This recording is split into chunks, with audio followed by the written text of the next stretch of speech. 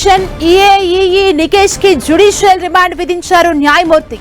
ఈ నెల 13 వరకు రిమాండ్ విధించారు. ప్రస్తుతం ఆయన్ని చెంచల్గూడ జైలుకు తరలించారు.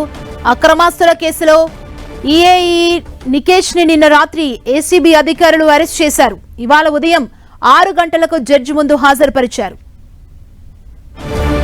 ఇదే అంశానికి సంబంధించి మరింత సమాచారం మా ప్రతినిధి కిరణ్ అందిస్తారు. కిరణ్, ఇరిగేషన్ ఏ నికేష్ ను అర్ధరాత్రి పోలీసులు అరెస్ట్ చేశారు. ఆదాయానికి మించిన ఆస్తుల కేసులో అరెస్ట్ చేసి ఏసీబీ కార్యాలయానికి తీసుకెళ్లి ఆ తర్వాత ఈ రోజు తెల్లవారుజామున 6 గంటల ప్రాంతంలో కూడా జడ్జి ముందు హాజరుపరిచి కొద్దిసేపటి క్రితమే చెంచల్గూడ జైలు కూడా తరలించడం జరిగింది. ఇక న్యాయమూర్తి కూడా ఇటు 14 రోజుల రిమాండ్ నికేష్ కు విధించడం అయితే జరిగింది. ఇప్పటికే ఆయనకు సంబంధించి కూడా ఇటు ఏసీబీ అధికారులు నిన్న చాలా సుదీర్ఘంగా సంబంధించి కూడా తనిఖీలు సోదాలు చేసిన తర్వాత 200 కోట్ల పైకి రూపాయలకు సంబంధించి కూడా అక్రమాస్తులు ఇటు నికేష్ కూడగట్టినట్టు కూడా గుర్తించడం జరిగింది. ఇక ముఖ్యంగా గండిపేట బఫర్ జోన్ కు సంబంధించి నిబంధనల విరుద్ధంగా అనేక అనుమతులు ఇచ్చి పెద్ద మొత్తంలో సొమ్ము చేసుకున్నట్టుగా అతనికి సంబంధించి కూడా ఆధారాలు గుర్తించారు. వీటితో పాటు నికేష్ పేరిట 3 ఫామ్ హౌస్ తో పాటు 3 విల్లాలు, మియాపూర్, శంషాబాద్, గచ్చిబౌలిలో ఫ్లాట్స్ తో పాటు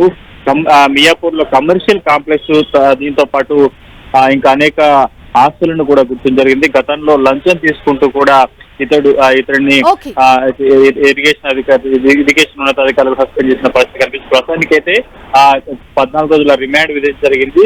కస్టడీలోకి తీసుకొని అతన్ని విచారిస్తే మరింత అక్రమాస్తుల జాబితా కూడా బయటకు వచ్చే అవకాశం ఉంటున్నట్టుగా తెలుస్తుంది. సుమా, థ్యాంక్ యూ కిరణ్.